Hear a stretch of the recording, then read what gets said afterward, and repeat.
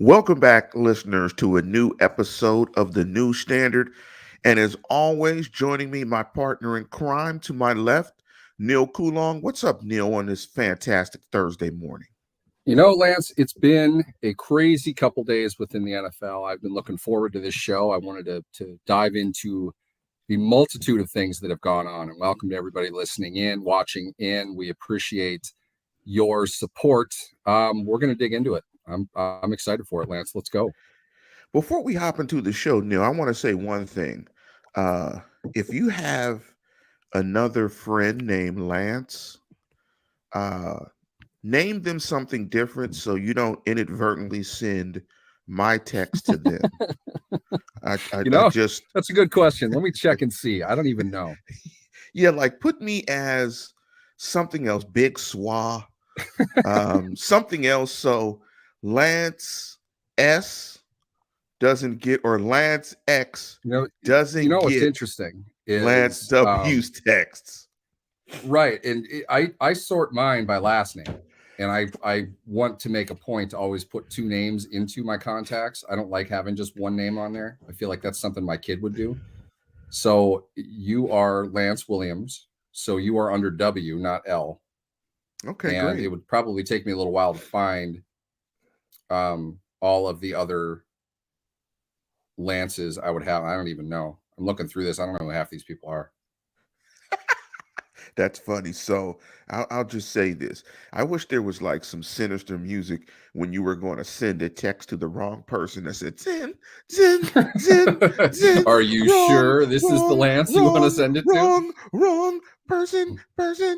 I mean, something like that. But all jokes Text may aside, contain sensitive information. Do you want to send it? yes. Do you want to sit? All jokes aside, and we're going to jump into, of course, the Brian Flores issue in his Boy, suit against the National Football League. But before that, I want to give a shout out to our show sponsors, um, Great Dads versus Everybody, and also I want to promote my daughter's artwork, her NFTs. It's under Sad Plants Art. She has some NFTs that are out there.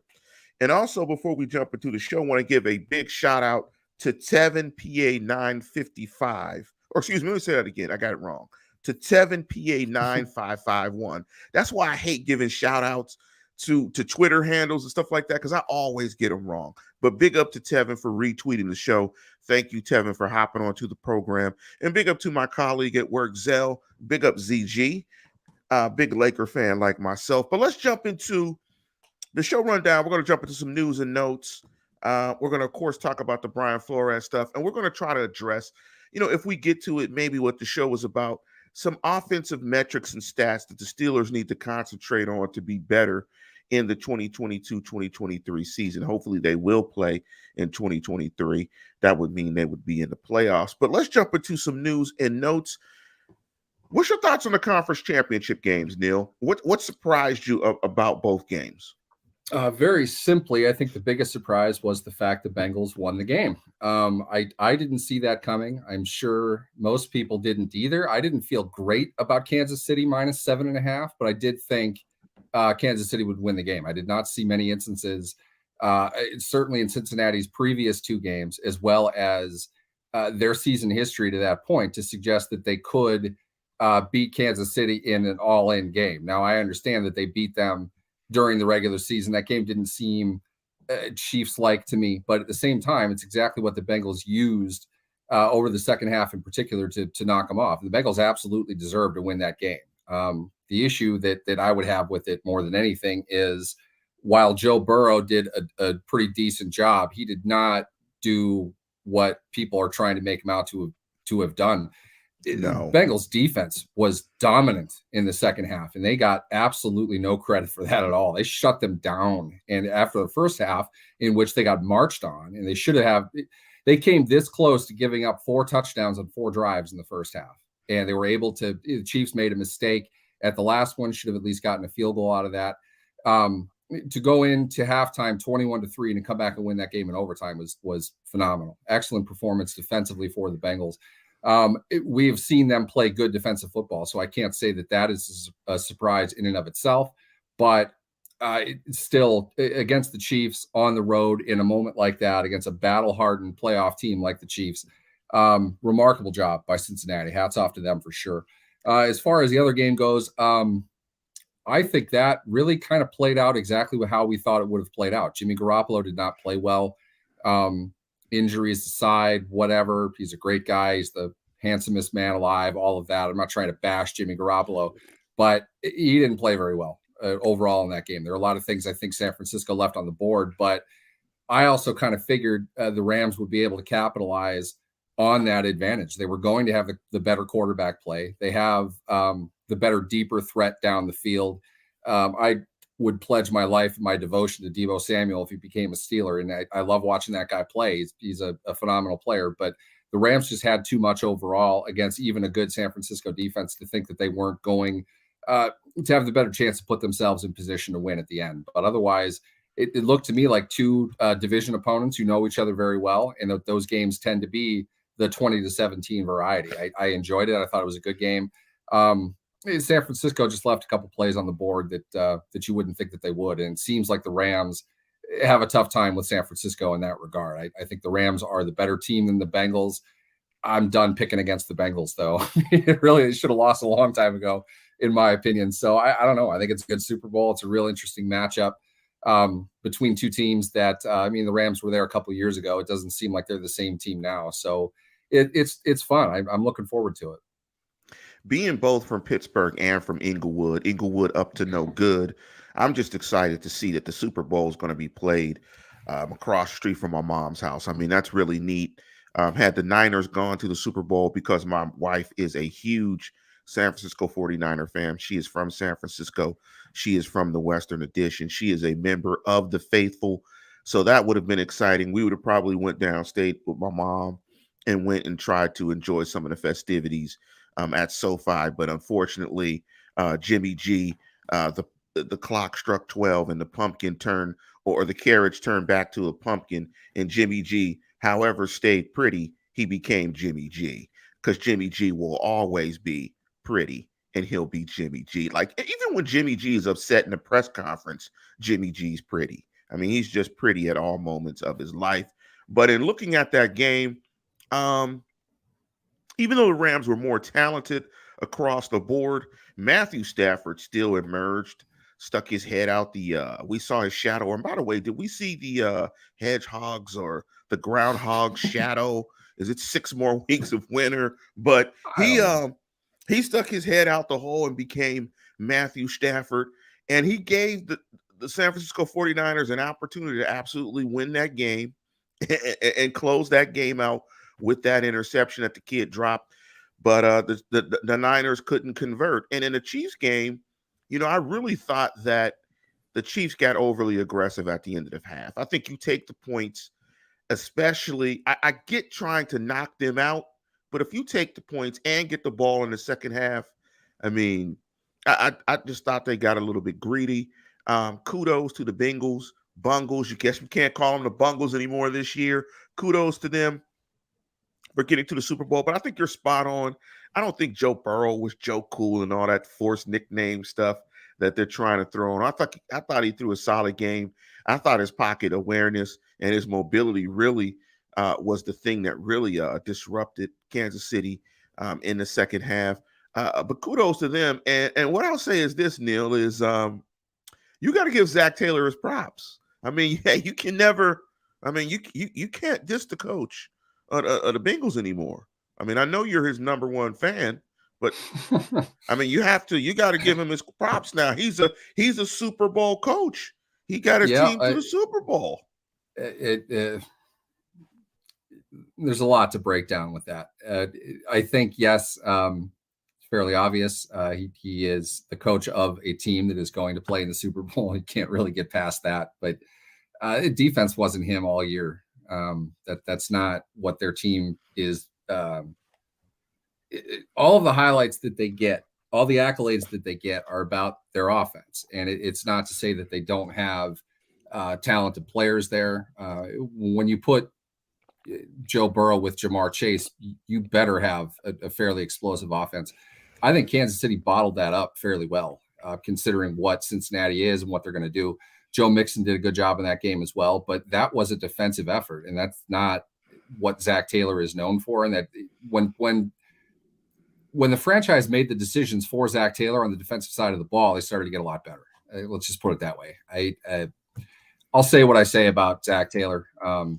Credit to him for getting him to that point. But that's a great defensive football team, and not enough is being said about that. And it really bothers me, as you can tell. And big up to the Bison, because it looks like Trey Lance is going to be the guy that's going to start. I mean, Jimmy G basically just said in his press conference he's going to get traded. But there's no doubt. But in terms of the Super Bowl matchup, I like the Rams. I don't think that Bengals front can block the Rams consistently. Yep, we thought that about Kansas City as well. But this one I'm done with it. That's all. I'm saying. But this one has Penn Hill's finest, the disruptor, the absolute destroyer of men, Aaron Donald, and might end up being the best defensive player in the history of the game. Do you realize that? How crazy of a statement is that? We really don't.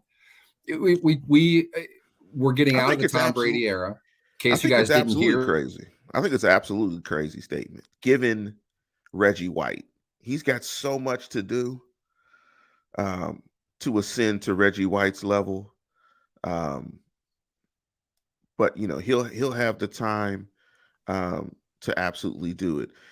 On the live chat, can you hear Neal? Because I can't hear Neal. Yep. There you go. I couldn't hear you for a second. I'm just saying I'm gonna wait, because Reggie White's production. Reggie White was a grown ass man, so I'm gonna wait. Aaron Donald is definitely on that trajectory, but when you look at Reggie White's numbers, it is just, it's unreal. It is absolutely unreal. The man almost has 200 sacks.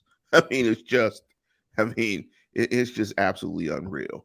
Reggie White's also a defensive end. He's going to have more sacks than Aaron Donald does, but Aaron Donald probably already is the best interior pass rushing defensive tackle of all time. He's one of the best run supporting defensive tackles of all time. The fact that he is once again very much in the mix for another Defensive Player of the Year award.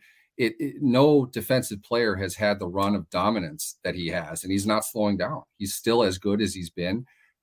He's just putting the old man stuff together, which is what Reggie White really built his legacy on. After a while, he was a grown ass man his entire career, but the older that he got, the more that he learned, and he set guys up and beat them with his mind as well as his speed, along with superhuman strength. In an era which the speed of a pass rusher wasn't as prized as it is today. So it's a fair conversation to go over either of them, but Aaron Donald still has probably 2-3 years of Defensive Player of the Year level play still in him. And by the end of it, he's going to have like 5 of them. And nobody else has 3. The guy is just absolutely phenomenal. You won't see a better defensive player for a long time than Aaron Donald. No, I don't want to go into it or belabor it much more, but I thought that TJ Watt had 3 as well. I thought Defensive Player of the Year awards? No, no, excuse me, not TJ Watt, JJ Watt. I thought JJ Watt had 3 as well. What did he have? He had 3, yeah. So I thought JJ. A couple guys have 3. White. Yeah. I'm not sure how many Reggie White. Not to belabor. I'm just one of those. I'm an old dude.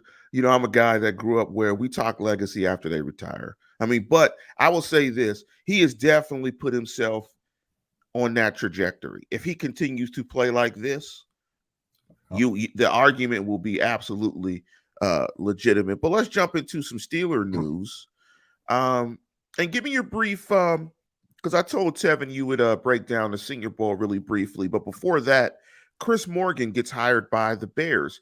The Steelers' interim offensive line coach gets hired by the Bears. What's your thoughts on that? And could we see a Mike Munchak return? As far as Morgan goes, I think it's a good example of how deeply rooted coaching allegiances are in the NFL. These guys usually they're linked either directly at some point. They were grad assistants in college together, or they were low-level assistants in the NFL. They build a rapport and a relationship, and they almost kind of make a pact. If any of us are going to be a head coach at one point, we're going to hire each other. If the role is a promotion, we're going to talk about it. I have no idea. I didn't really dive into it, what the connection between Matt Eberflus and the new coach of the Bears and Chris Morgan is. But Morgan was an assistant with the Steelers for most of the year. He was an interim offensive line coach when Adrian Clem left to take another job and was not told that it'd be a good idea if he did at all. Cough, cough. With that, I think Morgan showed in that time he was up to the task. I think their offensive line looked a lot better. Maybe it's because they had more active attention considering the coach left and they know why that he left. But it's him moving on means, if anything, the Steelers are going to have to hire that position outside. They haven't done that since Munchak. And I think that's a good thing. I mean, Sean Serrett, the level of proficiency he had with the line is kind of up and down. Adrian Clem obviously did not do a very good job. I think it's a breath of fresh air for the Steelers to have to look and find somebody else. And the first name everyone's going to bring up is Mike Munchak for obvious reasons. Mike Munchak left the Steelers in 2020 to be closer to his granddaughter when his daughter and son-in-law moved to Denver. So the Denver job opened up at a great time for him and his family. Mike Munchak is also a very principled guy. He's been around for a while. He's very smart. I don't think he's a guy that does it purely for the money. And with that, he's going to have other opportunities. Why Denver didn't retain him, I don't know. I've talked to some people inside the NFL. Some of them think that it perhaps Munchak's style of coaching is a little more outdated and doesn't fit in line with the quarterback that they're probably going to bring in, hint, hint, Aaron Rodgers. And they wanted something a little bit more spread out, a little bit more of a spread approach to a run game, which is not something that we've seen from a Munchak offensive line. That doesn't mean he can't coach it. They just probably feel maybe there's somebody better. At the same time, this is my get off my lawn statement for the day. You're a first-time NFL head coach. If you don't think Mike Munchak can make your team better, you're not paying attention. So I don't know what Nathaniel Hackett is saying in Denver. I also don't know why Denver hired Nathaniel Hackett. So you know why they Munchak though Nathaniel is free. Hackett. Yeah, we're going to get into that. I mean, you know that's one of the problem ones. There are some problem ones and there are some non-problem ones, but that's one of the problem ones in my mind. The long and the short of it is Munchak is available. I don't think the Steelers would hire him. I think the Steelers would be wise to kick the tires and see, just because I think Mike Munchak is really good at what he does. But I don't think, considering why he left in the first place, which, contrary to Twitter opinion, is not because of Mike Tomlin. Okay, he had a familial opportunity. He wanted to be closer to his family. He doesn't even want to be a head coach. He wants to coach the line if he has to, but he's old enough now. It makes you think that perhaps he's not really all that into it. You know, it's not going to be worth it to him to come back to Pittsburgh and go against exactly why he moved to Denver in the first place. So I don't think Munchak would be interested. We'll see, though. I don't know. The Steelers are really buttoned up when it comes to their assistant coaches, and they had a bunch of them to hire last year, and I hadn't heard of any of them when they brought him in. So who knows what they're going to do? I just don't think it'll be Munchak, and I think Munchak would probably take the year off or just flat out retire rather than go back that much further away from his family, which is what he didn't want to do to begin with.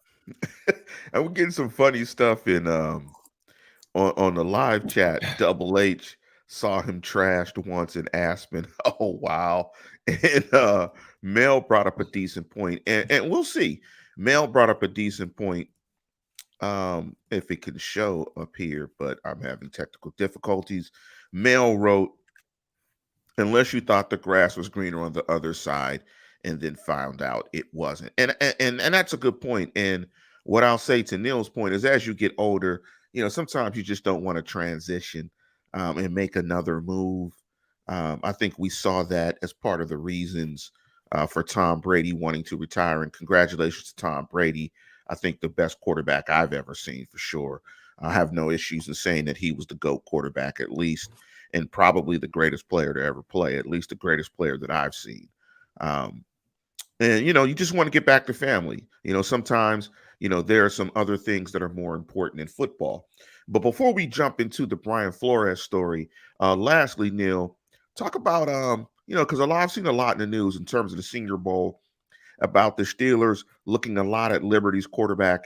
And I think Rooney was at the Senior Bowl. I think all the Steeler brass was there. And there's been a lot being made at the Steelers looking at the quarterbacks. Is that something typically when I look at a lot of guys on social media, they track visits, they do all that stuff with the draft. I've never been a guy that's really paid attention to that. I think sometimes that's like just throwing stuff in the wind, and wherever it blows, it sticks. It's whatever. I don't read too much in it.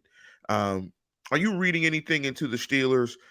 These reports about them focusing on Liberty's quarterback or taking a solid and a strong look at the quarterbacks and all this stuff. What's your general thought on that and your Senior Bowl roundup overall? Usually, what happens? Okay, let's establish what the Senior Bowl represents to multiple sides here first. It's a showcase of what is generally accepted as the best senior talent entering the draft. Your senior class, for obvious reasons, makes up the most draft picks that are going to be made. And I know the people who were involved in putting those teams together. It is a very detailed and meticulous search, and it is done at the recommendation of the NFL. They take the guys that NFL teams tell them that they want to get a better look at.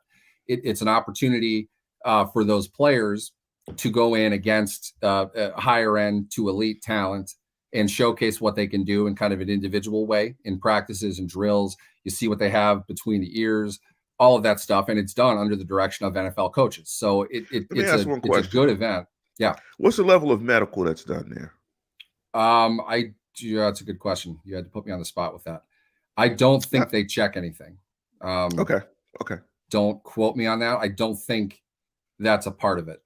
Guys will withdraw. We'll see guys cut out this week due to injury, and other guys get added. But I don't think they do any evaluation on past injuries. I mean, the current stuff they might, but that's not the point of it. It's supposed that they want to do the medical stuff with their own doctors, not the people that they would bring in.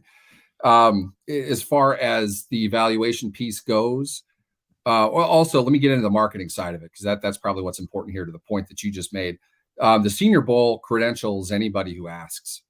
A lot of my staff right now is probably at the Senior Bowl. What you see on Twitter, the reason it gets hyped up and the reason there are so many, to put it gently, very detailed reports on things is because, frankly, there are a bunch of people who fancy themselves to be NFL scouts that are credentialed to this event. And because of that, it boosts their esteem in social media. What they say about things may or may not matter. But that doesn't mean the information taken with the appropriate context isn't valuable. Let's take Malik Willis, the Liberty quarterback that you referenced earlier. Mike Tomlin, Matt Canada, maybe it was Colbert. There was a third Steelers representative that was seen on the sideline talking to Malik Willis. Malik Willis he is a phenomenally talented athlete, and he is probably in some need of fine-tuning some mechanics, to put it mildly, as a passer. There are issues that he has to a point where if he threw the ball better, if he was more accurate, he would be the top pick in the draft. I don't think anybody would dispute that, but he puts up enough real questionable film. I think the best way to describe him is in the Senior Bowl practices. I think what is fair to guess, Malik Willis is going to have the 5 best throws of any quarterback there. Malik Willis is also going to have the 5 worst throws of any quarterback there. He's really polarizing in that way. And because of that, you could see why the Steelers would want to get to know him. A team that needs a quarterback, whether he can play in day one or not. And Willis is not a guy you want to have to play in day one. He's going to have appeal. He's going to, here's another thing too. The people who are at the Senior Bowl who develop these opinions and dive into the minutia and the details of it all, they're also the ones that build this hypothetical stock that a quarterback has. NFL teams aren't the ones doing that. So you're going to read, well, Malik Willis has really improved his stock. Teams know who Malik Willis is. They're looking at him just to make sure what they've already evaluated is accurate, and they want to get to know him as a person a little bit. Also, it was reported Mike Tomlin and Matt Canada, and I think Kevin Colbert as well, were talking to his parents after practice at one point. That is part of the evaluation. That's part of scouting. They want to know where he's from, what he's about. They're making a pretty significant investment if they were to draft him. So they want to get all the information that they can. So it's not as if he's going to shoot up the boards, because we don't know what a team's board is. And Luke Easterling's mock draft, which I highly recommend that you read, is probably going to have Malik Willis getting drafted a little bit higher after the Senior Bowl than he was before it. This happens every year. Quarterbacks improve their stock throughout the process. Most guaranteed investment in football is the hype surrounding a quarterback from January to April. Every year, there are quarterbacks that are going to rise. You heard all season long, it's a bad quarterback class. Fine, that doesn't matter. You're going to find out what teams really think about quarterbacks come April, and you're going to find out that they put a lot of stock into the quarterback position. Imagine that. They're drafting quarterbacks highly because you need to have a quarterback. Ask the Steelers right now how badly they'd really like to have a second or third year quarterback able to start on a cheap contract. They'd love to have that. So they're going to go look for that. Don't read into, everyone thought he was, a second round pick until the Senior Bowl. Then he jumped up. No, teams have a good idea of who Malik Willis is. And to be honest with you, he's not going to fall to 20. There's no way he's going to fall to 20. So it's due diligence on Tomlin's part. Maybe it's investigation to see if they want to trade up if that opportunity comes in. And also, Mike Tomlin, Kevin Colbert, they're going to talk to hundreds of players in the same way. It just happened to be Malik Willis is a big name at the biggest position. And it makes sense that they would want to talk to him. I would love it if the Steelers got Malik Willis. I just don't think that he will. So you put all that together, and you get good reports coming out of the Senior Bowl. You get good information. You get a ton of hand size and length and all that junk that kind of matters, but not really. What you're not going to get, though, is a sense of what a team really thinks about anybody. We have no idea what Tomlin walked away from that conversation thinking. What if he thought he was an asshole? We don't know that. So to say that he talked to him doesn't matter. It's good to know that, but it's not relevant to what they're doing. And either way, Malik Willis is talented enough to suggest that I don't see him getting past 15. I think Minnesota would love him at 12. I don't see him falling very far. He just has too much talent that needs to be coached. If you have a guy like Minnesota does and Kirk Cousins, who's there for 1 year, Willis is a great quarterback to bring in, give him reps, give him coaching, have him live, breathe, and eat football all day long, and see where he is in year 2. But if the Steelers could get a guy like that, I think it would be great. I don't think it's going to be Malik Willis, though.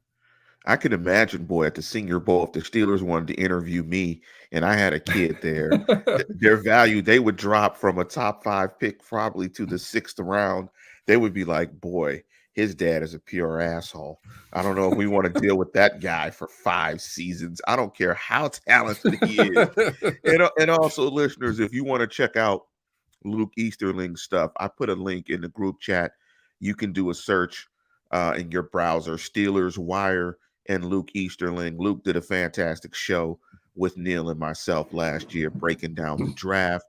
But yes, it's very premature in the process, and I'm sure the Steelers are going to do their due diligence. And just another news note before we jump into the issues with Brian Flores, TJ Watt was named Sporting News Defensive Player of the Year, and I think that's voted on by the players and coaches, correct? I know the players have a hand in it. That's just the Sporting News. That's not a player vote.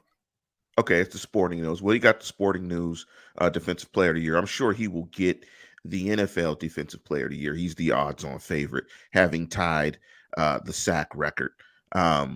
Yeah, Tevin brought up a great point that Minnesota just drafted Kellen Mond, so maybe. Yeah, can I talk about Kellen Mond for a second? No, because I know that. Go ahead, real quick. All right, 10 seconds tops. Kellen Mond sucks. Okay. If Kellen Mond was not a phenomenal athlete, he wouldn't have even been a 3rd round draft pick. But if you have the physical talent that Kellen Mond does and you're taken in the 3rd round, you are a terrible quarterback. And he is. Their coach and general manager both got fired. And I'm going to guess the final straw was the fact that they didn't agree on the Kellen Mond pick and the coach didn't play him and the season just fell apart for him. And that was it. They didn't find consensus on that pick. And Kellen Mond was objectively bad. He shouldn't have even gotten the 3rd round. Well, let's switch reels and let's jump into, unless you've been under a rock, the most explosive story and the biggest story outside of Tom Brady retiring, of course, is Brian Flores filing a class action suit against the National Football League, alleging that there is systemic racism in the hiring process in the National Football League. And let's jump into, and SB Nation did a good job of breaking down an article. Before we jump into that, I did want to say one thing, because as I look at the SB Nation thing, let me just say this real quick. The Commanders name sucks. I just want to say that. The Washington Commanders sucks. I think the Washington Redskins had a great opportunity to name the club the Washington Red Tails, which would have paid homage to the Tuskegee Airmen who participated in World War II.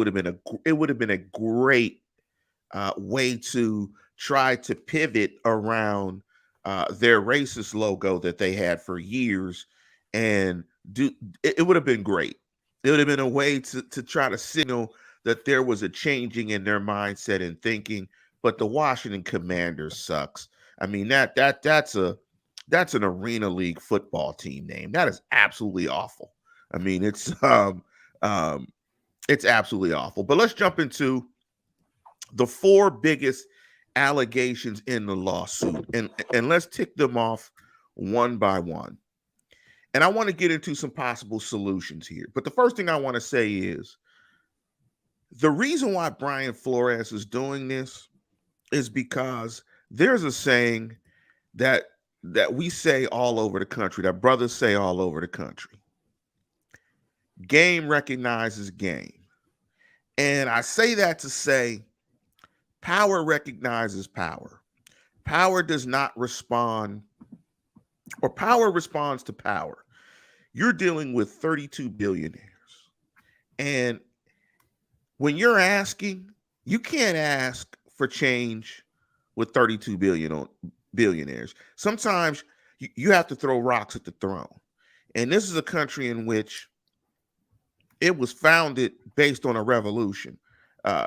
Power recognized power. It was taken. This country was based on a revolutionary war. That's how it was formed.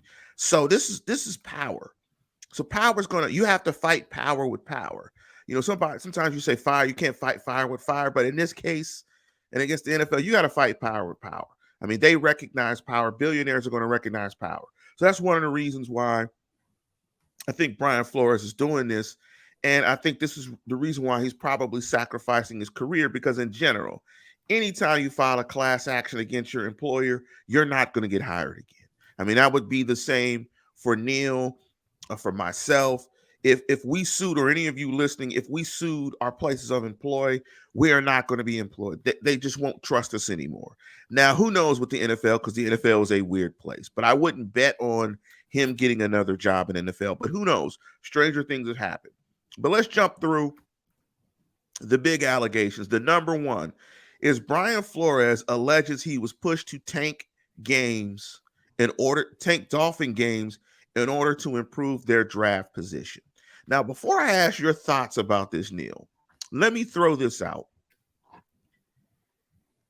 If this is true, the integrity of the game is scarred. And let me give you an example of, after hearing this puts this particular play in perspective. I don't know if you guys remember, there was a game when Henry Ruggs was still playing football, when the Raiders were playing the Jets, I think in New York. End of the game situation. The Jets are up. I think it's under 30. It's under a minute. The only way the Raiders win, they're maybe about 60 yards away.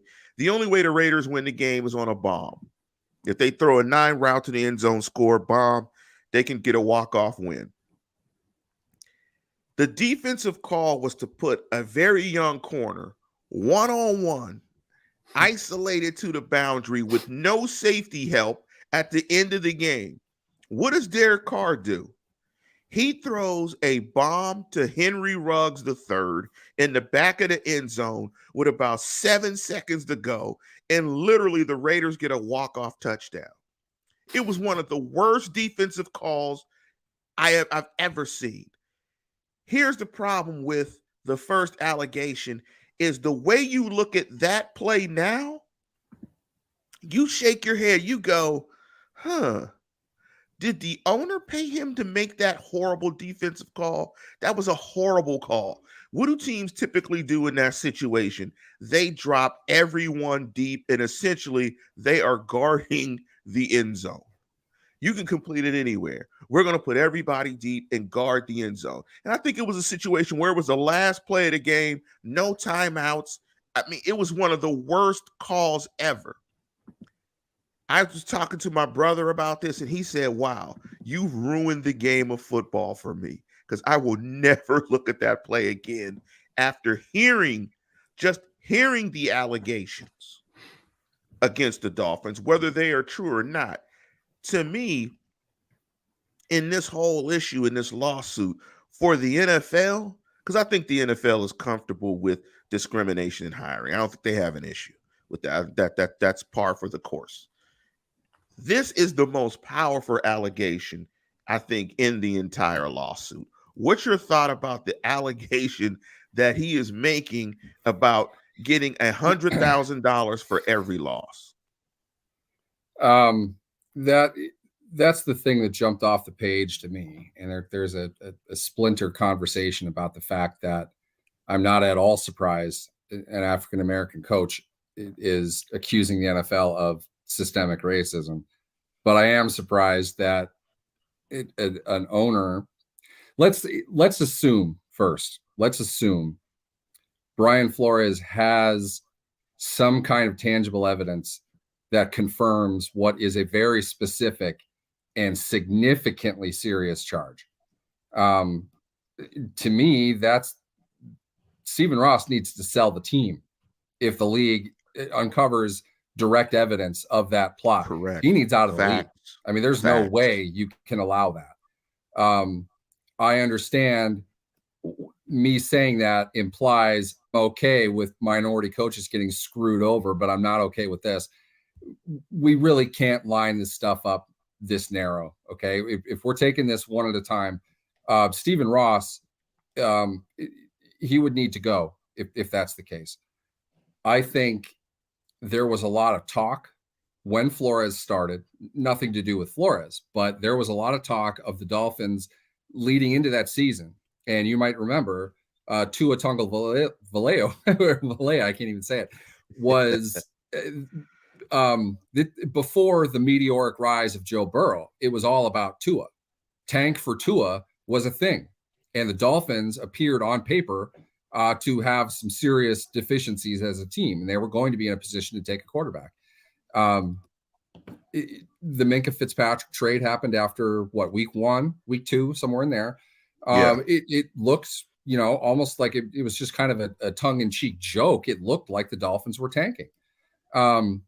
They lost, I think, their first 2 games by a combined 110 points. Everything about that team looked bad right away, but it's also a first-year coach. The coach isn't the one trading the players. There are a lot of other people involved with that. You could see the possibility of, we can add this to our repertoire, Lance, committed tanking, which is to say they got rid of stars. They put in younger players who are going to be a part of what they're doing, but they're not going to be good right away. Somebody brought up Hugh Jackson in Cleveland in the comments. That is always what I saw Cleveland to be doing when they were 1-31. They went about things from an analytical approach, and it needed some time to kind of bake and come to life, so to speak. So I don't know if we saw clearly the Dolphins either tanking or not tanking. I think we saw a team that wasn't particularly good, and Flores could only do with what he had. And at the same time, they improved. By the end of the year, they were playing pretty decent football. Same thing for him in 2021. They had a bad start, really bad start. And they were playing good football by the end, enough to a point where you'd think the coach has got things on a good track. Let's go into the offseason. Let's see what we can do.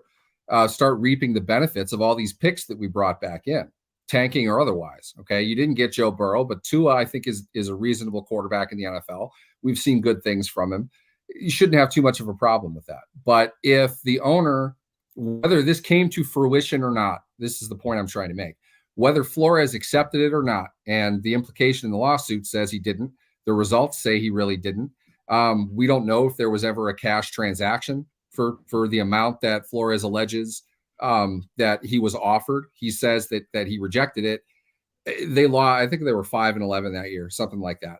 But if the owner even made that offer, if the general manager was aware of that, the league has got a serious problem, and you can't involve any of them anymore. And I understand that is one going to be the consensus opinion, I think, of reasonably minded people, media and fans alike, and two, it does shine down the real message that Flores is trying to send in that lawsuit.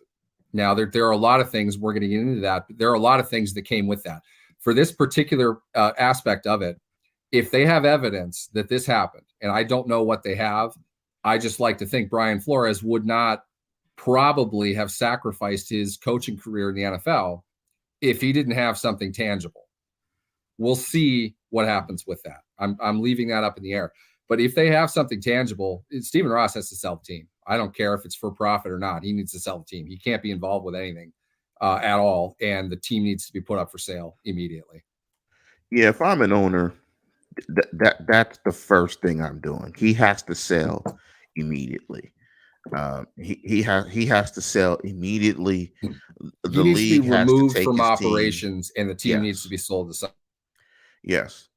involved They with the team in any way, shape, or form yeah, until they it's need. sold. I'm not saying strip the thing down immediately. That hurts the team that might not have had anything to do with it.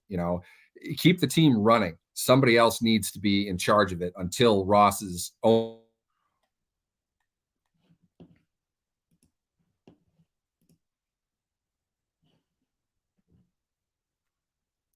I think Neil broke up a little bit. I'm not sure if you guys can hear Neil. Um, and maybe Neil will break back in. Are you back in, I'm Neil? back now. Yep. Okay.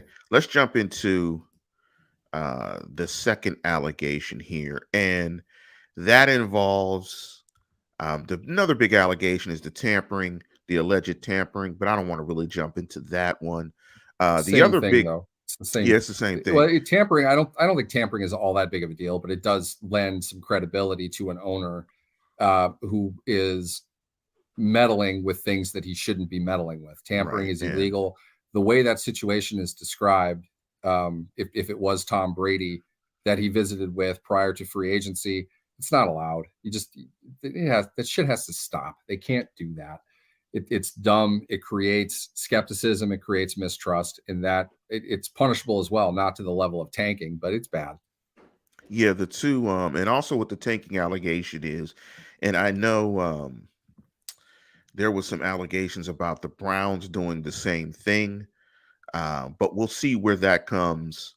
And also, if you took money to tank, you should no longer be allowed to coach in the National Football League as well. And it's just you have to the integrity of the game would be forever scarred, and you would have a Yep. lot of fans not believing in the results. But let's jump to the Yeah. real big issue, um, and that is this is why this is so dangerous, and this is why I'm glad Brian Flores is stepping out and doing the class action lawsuit. And it's important that it's a class action lawsuit because it gives other coaches who have been victims of the system to share and to give information to the Brian Flores team and to be part of the class action. And so I think that was important for Brian Flores to do. But and this gets us to what we were joking about at the top of the program about how Bill Belichick screwed up his texts and sent Brian Flores the text instead of Brian Dayball. And in the text, and when you look at the lawsuit itself, I mean, the actual pictures of the texts are images in the actual the filing. It's incredible when you look at it. And this is not alleged. This is actual facts. Bill Belichick text Brian Flores mistakenly thinking he was Brian Dayball, That's not a fact. congratulating. That's not a fact. We know what Brian Flores thought happened. There's no evidence in there that firmly says Belichick thought he was texting Dable. We don't know that. It Well, honestly, it's a side note to the whole thing. Belichick's revelation that something moved with the Giants job, and he had that inside information ahead of time, is what really matters. But it shouldn't be framed as Belichick thought he was texting somebody else. We don't know. Belichick admits that he made a mistake. He doesn't say, "Whoops, I sent this to the wrong person." you're right. He You're right. says You're right. something You're right. happened, and You're that's right. what's important. People are No, no, focusing on the wrong thing here. you're right. But I'm going to assume, and assuming makes, as they say, makes an ass out of you and me. I'm going to assume his intent. I'm going to assume that Bill Belichick wasn't trying to be deep throat in the Watergate. He Yeah, wasn't trying to be deep throat. Let's just assume he wasn't trying to be that guy. What's implied, whether he intended to or not? Because you're right. I can't prove intent. We can't improve the intent. But in the text, it clearly implies that the right. Giants hired Dayball prior to the interview with Brian Flores. And I think, and listening to Brian Flores' statements, I think this is what disturbed him the most, is that the interview was a sham, ultimately, in his opinion. And, I just think it speaks to the fact that, in a league where there's only been 20 African American coaches, and how long has the NFL been open? Close to 100 years? Yeah, about that. About that, because I think 95 was the 75th anniversary season. So, it's been, so it's about 100 years old. That speaks of the problem right there in and of itself, is that it is very difficult for African American coaches to get hired. And we're seeing that this continues to be the case, in that the Rooney Rule has not been effective. What's your thoughts on if that interview indeed was a sham, and in terms of solutions to the problem? Because I think right now you can't assume that meritocracy is going to win the day, because I mean we clearly see that it hasn't, and It's subjective anyway, and that's the problem. and but we've also seen that teams get this wrong like all the time. Um, what's your thought about sham interviews, and was this a sham interview? And your thought, because that's what Brian Flores is implying. it's it, it's a multi-layered issue, and I think that the Giants situation, his interview there, is the most recent and best example of what he's going to provide. But and I'm saying this as a white guy. I totally get the counter to this, but the bottom line, objectively speaking, there are 32 head coaching jobs in the NFL. On average, 5 or 6 of them open up every year. There are, in my opinion, a lot more than 32 people who are qualified to be the head coach of an NFL team. Every year, only say 6 of those jobs, 1/8 of the NFL opens up every year. 1/6. I never mind. You guys do the math for me. I've had too much coffee. There are going to be every year people who are justifiably qualified to get one of those jobs that's not going to get one of those jobs. The issue, though, lies in the fact that, and we have people commenting on the statistics here, knowing all of that, which is reasonable and fair, knowing all of that, why has there only been one black coach hired of the last 16 head coaching opportunities that have come up? It speaks to comfort and familiarity. It's not, I think I'm going to speak as a white person. I think the message white people get in our society is racism is black and white footage of Southern police officers sicking dogs on black protesters. It's no coloreds allowed signs. It's all this very overt and obvious stuff. Whereas in reality, the systemic roots of that is what the real issue is. And it comes down to, well, you got 5 great candidates. Any one of them can do this. I'm most comfortable with this guy. When it's a white owner and a white general manager hiring the white coach every time, it's impossible to ignore the presence of a more subversive style of racism. And it's stuff that they might not even realize that they're doing. We all have those biases. It can come up, it can happen. It's the fact that they don't stop and say, you know what, maybe it would be better if we went this direction. If all things are being equal, we hire the white guy every single time. Maybe we should step up and say, look, we need to show something different. We have to be committed to diversity. And I understand that white people don't like this. It's not comfortable. But the reality is, at some point, you're not going to fix this problem unless you say, we're going to hire the black guy. And I don't think that that's a bad thing. I think, again, all things being equal, at some point, somebody has to do it because it's not happening. We see it time and time again. So we mentioned briefly, Lance, Nathaniel Hackett earlier in Denver. I don't think Nathaniel Hackett is any stronger of a candidate than DeMeco Ryans, for example, a guy who interviewed in Minnesota. And what I've heard is an excellent candidate. He checks every box. He should be an NFL head coach. So put Ryans into that group. Ryans is not going to get the job as fast as Hackett is. Why is that? Because nobody will give him a chance. That's what the root of Flores' lawsuit is saying. We don't get this. Whether we can prove his quote unquote sham interview, whether we can prove that or not, the whole point of the lawsuit, in my opinion, is to shed light on this in a serious way, to force the NFL to have to address it publicly, if not through discovery, as a process of law. That's what's important here. Whether he had a sham interview, I don't know. Because to be honest with you, I'll say this understanding that there probably a lot of people are going to disagree with me on this.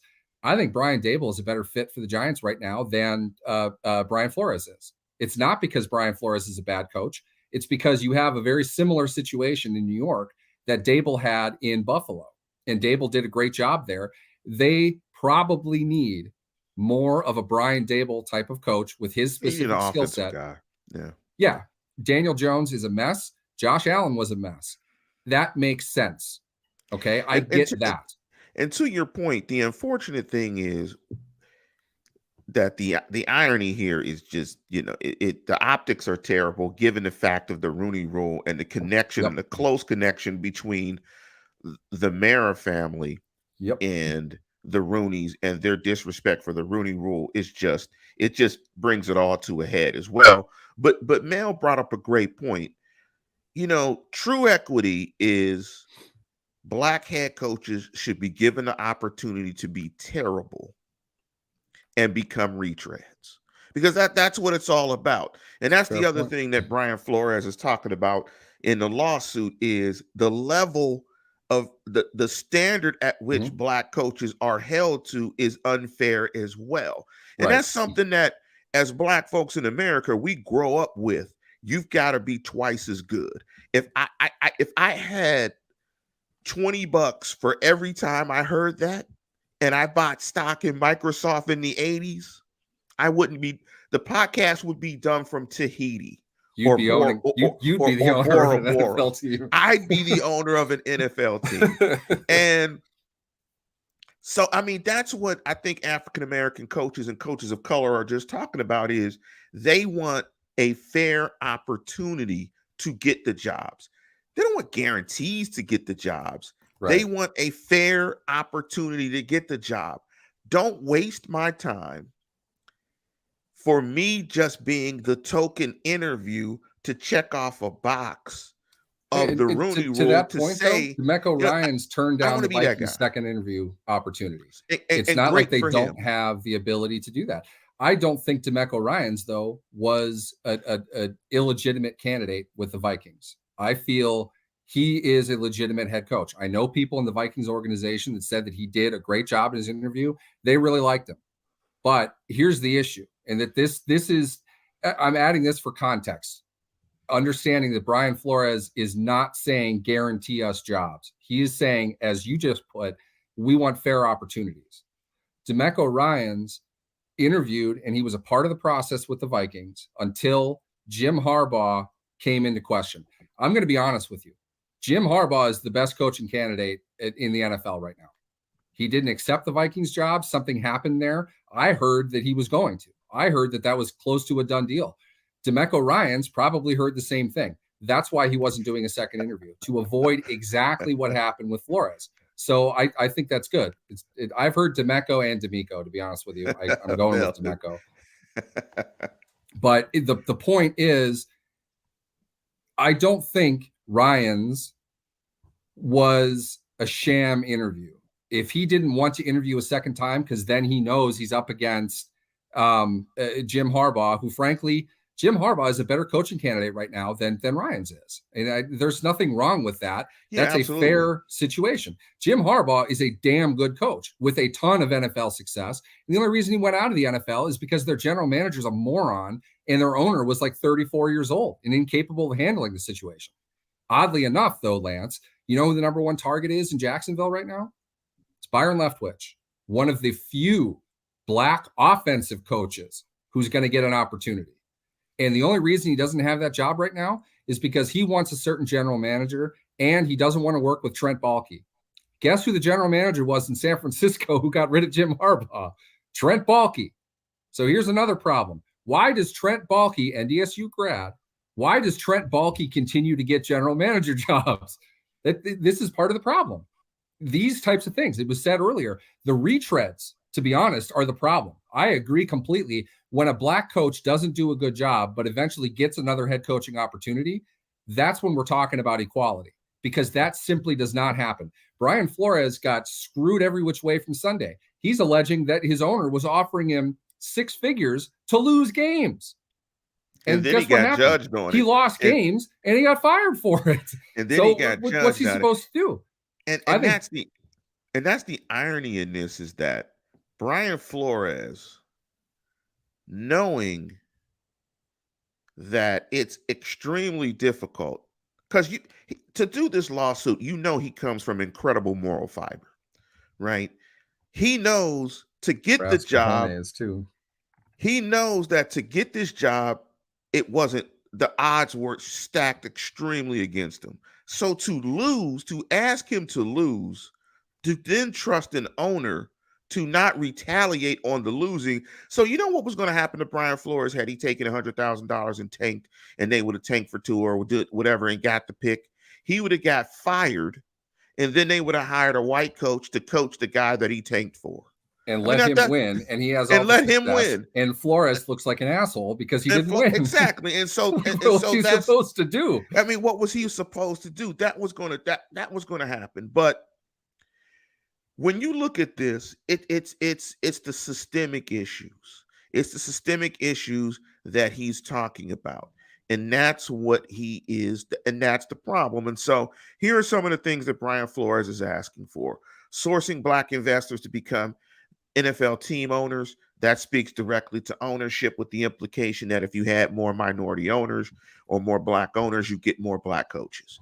Asking for Black players and coaches to become part of a team hiring process on a head coaching and coordinator vacancies. Require NFL teams to justify in writing their hiring and firing decisions. Require NFL teams to supply side-by-side comparisons and records and resumes when interviewing coaches. All this speaks to transparency. So there isn't a veil over the process where the good old boy network can hide in the shadows and just make these decisions when these decisions aren't called into question. Create a fund for a training program to promote lower-level Black coaches to coordinator positions if they show the aptitude. Incentivize the retention of Black coaches and front office staff. Pay transparency for coaches on all levels. Now let's talk about one of the last allegations as well. And that is that John Elway showed up an hour late to the interview, blitzed, and appearing intoxicated. Now, of course, I think, I mean, that one sounds funny. Now, in this one, I don't know what to think about this one other than you will know if it's it. I've interviewed with people that have showed late in interviews, right? Where you come to the interview is at 8, they don't get to you till about 8:15, 8:20. Immediately in my mind, I'm like, unless this opportunity is fantastic, they were late. I'm not taking the job. That's in my head already. And I'm already thinking to myself, they've pissed me off. I'm wasting my time. So why am I here? I know for sure that Brian Flores is like, look, come on, man. Like, you're wasting my time. This is late. You're going to remember those type of things. Um, but in terms of solutions, Neil, and I was trying to kick this around. I think what the NFL does to penalize and reward teams, it's typically draft picks. It's typically some sort of draft compensation. How do you incentivize teams to hire more minority coaches or black coaches, or Hispanic coaches, minority coaches, or coaches of color in general? Because merit is not enough. Because Brandon Staley, D'Amico Ryan's the 1 year wonder kid on defense. One gets a head coaching job, the other. I mean, merit is not a part of this because I've always argued that the best coaches are the once fired guys anyway, and that I don't think failing in coaching is ever held against coaches because most of them fail anyway. How do you incentivize a team to jump out of its comfort zone and have a black head coach? How do you do it? How does the NFL incentivize it? I think what the NFL is doing makes a lot of sense. I think the idea of Team B hiring Team A's minority offensive coordinator as its head coach results in two top 100, 110 draft picks, one each of the next 2 years, is a pretty damn good system. And I think we saw that even the first two general managers that were hired were people of color. I think that works. I think there's some value in that to say the more of these lower level guys that we develop into hireable assets somewhere else results in benefits for us as a team. And it also says it's okay now for these guys to get hired, and we're not going to hide them under a lamp anymore or hide them under a box anymore because we need to keep them. We have value in developing them. And to me, I think that's the right way to go. I mean, to be honest with you, I'm not going to say the Steelers are doing this intentionally, but most of the Steelers coaching staff now is black. And I don't think that that's a coincidence. There is a strategic element to that. It's not, the most polite thing to talk about, but it's going to give more opportunities to minorities over time. That's not going to fix things tomorrow. The reality is, though, the NFL doesn't hire head coaches. Teams hire head coaches. You need to attack this at the grassroots level. And in my opinion, there needs to be owners to step up and say, if we want to normalize this, plain and simple, we need to hire a black coach. If we have a black coach who's worth hiring, he's on the same level as everybody else, that's the person we need to hire. That's just the way this is going to have to go until you normalize it and make it seem like this is what everybody is doing. It's going to continue to feel more comfortable to hire the white guy every time. I can't say that enough. That's the problem. Let me pause you there. I'm going to disagree because that's why the NFL is in the position that it's in right now. Because the time it will take for hiring black coaches to be normalized would take 200 years for the NFL, right? It's just the pace and the progress is too slow. Like, I can't tell. Like what do you tell a young coach that's 26 years old that has aspirations for the NFL? You're like, he's probably like, why the hell would I do that? Right? Because this is moving too slow. Like, the NFL is at a position where it's not going to self-correct itself unless there is a mechanism of incentive to make them do this. It's either you incentivize them or you penalize them, because they're not The going to do it incentive on is their there, own. though. The No, incentive the is there. incentive is there. Get the best guy is the natural incentive, right? If you open the No, I'm talking about the process, draft picks. They get 2 draft picks if yes, they yes, promote a minority. And there you that go. system, I think, it's not going to get you the immediate results that we're seeing. Right. It's not happening now. And Flores is speaking to a lot of different things. His situation, I feel, and this was pointed out in the comments as well, the retreads, I hate that term, but the retreads are the ones who really get screwed here, because which black coaches are being hired? Of the few that are, which are they? They're first-time head coaches. They're never, you had an opportunity, here's another one. You never get that. That's where the white coaches have a definitive advantage, because they get to speak to experience. Well, he's been a head coach before. He's done this before. How about this? If Brian Flores was white, there is no way he is not a very strong head coaching possibility. You want to know why we know that? Doug Peterson. He's still in the mix of every head coaching job that he wants to talk to somebody about. That isn't to say that Doug Peterson is not a qualified head coach, but Brian Flores did a lot with some pretty bad rosters. And it's certainly plausible to at least look at the possibility that their ownership group didn't even want to win, and he won games. He would not have gotten another look. That's why he brought up the Giants interview. He wasn't going to be hired for that. And it's going to continue. And to your point, the other coaches coming up, yeah, it's a fair question. Why are they even bothering? Short of the league mandating that a black coach get hired, I think that draft compensation is enough of incentive. As sad as that is, draft compensation is enough for the organization to say, we want to do this. I understand that the owners are billionaires, and you think that money is ultimately going to matter. I don't know how much money you think you can give a billionaire for it to matter to them, but the general manager isn't a billionaire. I'm sure he would love to have a couple draft picks if he hires a good black coach. I would think that they would want to do that. Ironically, my team doesn't have this problem because they hired a black coach. They don't get anything for it. The other teams that have the problem are the ones that can be the solution if they start to develop those younger coaches, what you talked about. But to your point, though, you're right. That's not going to happen now. It's not happening now. Next year, you might get a couple more. Only over time is this really going to happen. I don't know what an immediate solution is, but I think that to some degree, they are providing incentive for a team to do better as far as thinning out the playing field a little bit. And that's going to be something I think we can. Because I think it's a difficult problem, and I think Flores's approach is correct.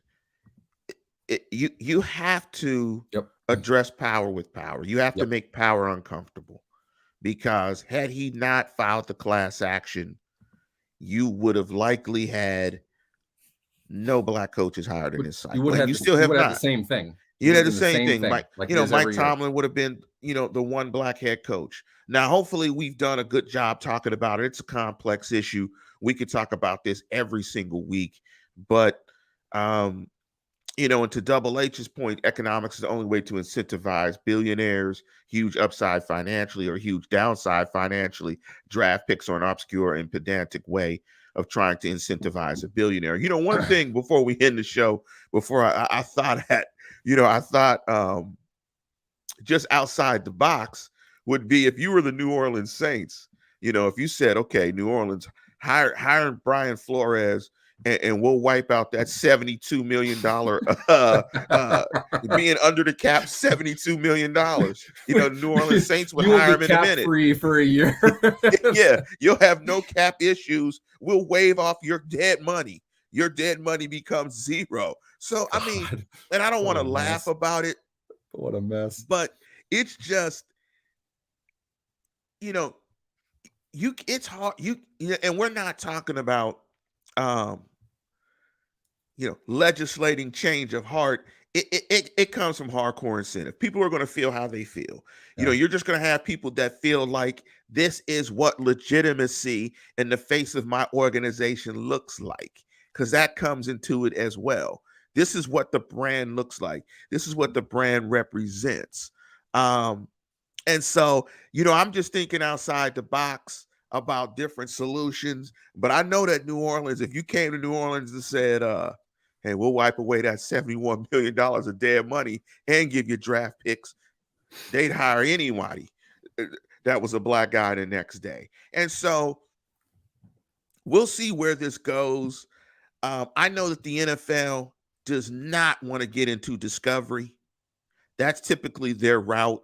They will try not to get into discovery because They if they avoid it open like the the plague. books, if they open the books and they find more owners paid guys to tank games, golly gee, this becomes the WWE. Let me jump into um, another couple of comments. Grayson wrote here, I think real equity starts in ownership. A black ownership of an NFL team needs to happen, establish the paradigm. I don't expect things to be fair. Power is taken, not given. The only thing about that, and I had an interesting conversation with a friend of mine about that, is that ownership takes too long. Changing the way ownership looks takes too long, and it's too hard. It's $1 billion is a significant barrier to entry. Let alone 1 billion. How about Yep. having like 10 or 12 billion to be Broncos are going to be sold for 4, and the amount of time that it took to figure out the estate of the late Pat Bowlen is long enough to suggest, and that's the only team that's going to be for sale. Short of that, you have Jerry Richardson running afoul of sexual harassment rules, forcing them to sell the Panthers. Those are the only teams that have sold in the last 7-8 years. It's ownership. Obviously, that's true. Obviously, things would shift to some degree if you had black ownership. But if they only sell to black people, the next 5 teams that come up, that's 50 years from now, the way that it looks right exactly, now. And who exactly. knows? The NFL might not even be around by then. And that's a great point. And that's a great point that it doesn't shift. Also, there's a barrier not only to entry for the money, from the money perspective, is the league has to agree to, Yep. they have to agree to sell you the team, and the league has to agree. Are you one of us? Yep. Rush Limbaugh didn't get it. He wasn't one of them. Rush was too loud. Hey man, you're not going to fall back. You're too loud. You want to be the show. Fall back and get this money. Can you do that? Owners to be No. in the spotlight. That's their You know, modus operandi. They don't want to go after those issues, and they're just not going to. It doesn't mean that you can't affect change. It just needs to be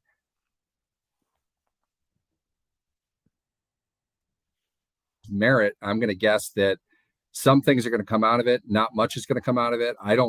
The question comes down whether or not the motion to dismiss that they're going to file will be taken seriously. But that motion to dismiss is going to take them weeks to put together and present. And this topic is at the forefront of every news story from now until then. That's why he's doing it. I don't think he's going to win anything. I don't think he wants to win. I think this forces them into a very uncomfortable place. And it's something that every reporter is going to ask about. And he did it, yes, the start of Black History Month. But you know why he did it? Because every general manager talks to the media during the Senior Bowl. They're not going to be able to get away with this. How much do you want to bet? None of them speak. No general manager is going to talk now. And it's because they have something to talk about. The media are going to rip them for that. They're going to continue to make this a topic of conversation. That's how you drive this at the public level. I understand that this isn't the decision-making level, but unless the NFL wants to, if the NFL wants to get back to talking about all the distractive things that it represents in our society, it's going to have to deal with these kinds of things up front. And Flores just made them do that.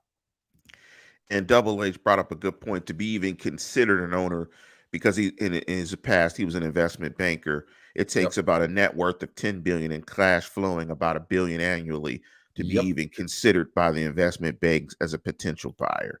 And the NFL will also, there are also guys that don't necessarily have 10 billion, because I think the only owner that has 10 billion, I knew the name the other day. It's not Kroenke. I don't think it's Jerry Jones. There's one owner that has slightly, it's Tepper. It's Tepper. Tepper's up there. Kroenke's the richest though. No, Tepper's the most wealthy at 12 billion. I think so. I think it's Tepper at 12 billion. Unless my brother was wrong with his facts, but I think it's Tepper. Because Tepper's a Carnegie Mellon guy.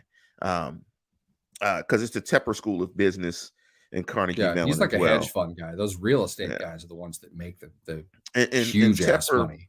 And Tepper was part of the Steelers ownership group. Yep.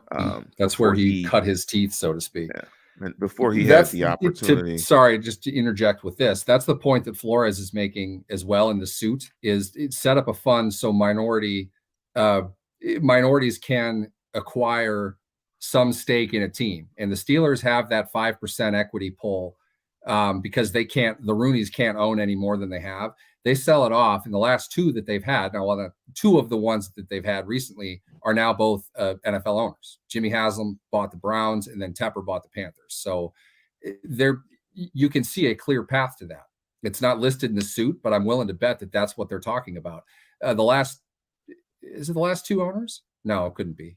But Haslam bought the Browns within the last 10, 12 years. And then Tepper just bought the Panthers 2 years ago. So two guys that bought, relatively speaking, a small chunk of an NFL team, which isn't decision-making power, but it's the ability to sit in on the board and figure out how things work. That gives the league the opportunity to vet them up front personally. And then, if they have the cash, which as Double H pointed out, is pretty, pretty substantial. If you're able to do that, you have kind of the opportunity to show why you're an asset to the league. They don't want just anybody coming in. And I understand the value of that for them, but they need to be able to open that up to minorities. And the best way to do that is going to be to take those small chunks of teams and sell them to minorities to give them a sense of how all this stuff works.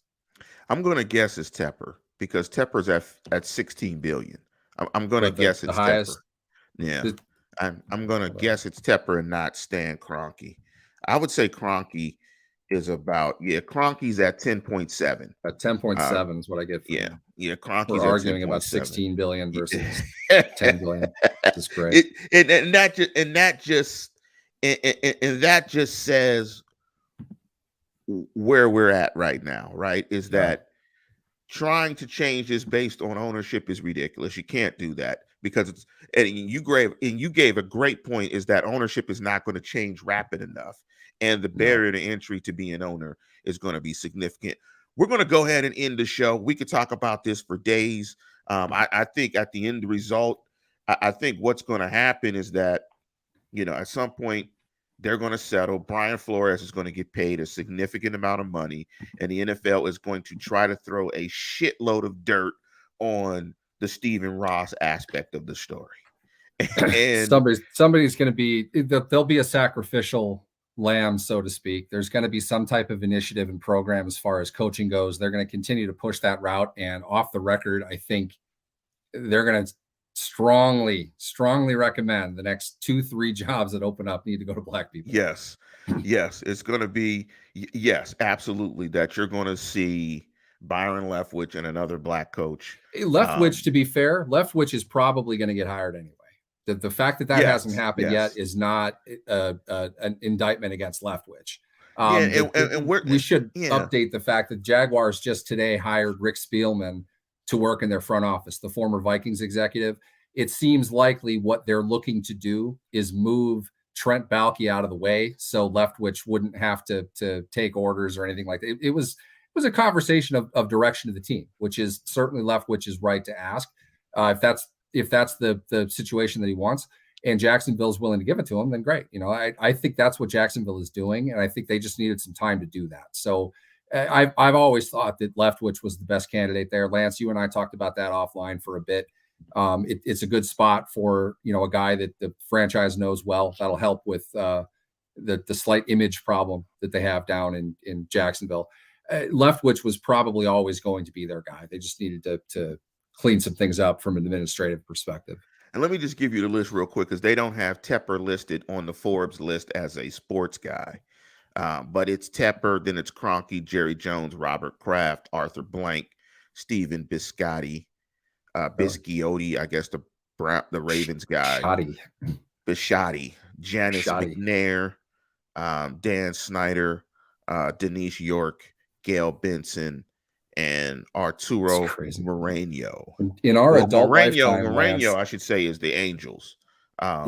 Benson, York, Snyder, McNair, Bisciotti, Blank, Kraft, Jerry Jones, Kroenke, and Tepper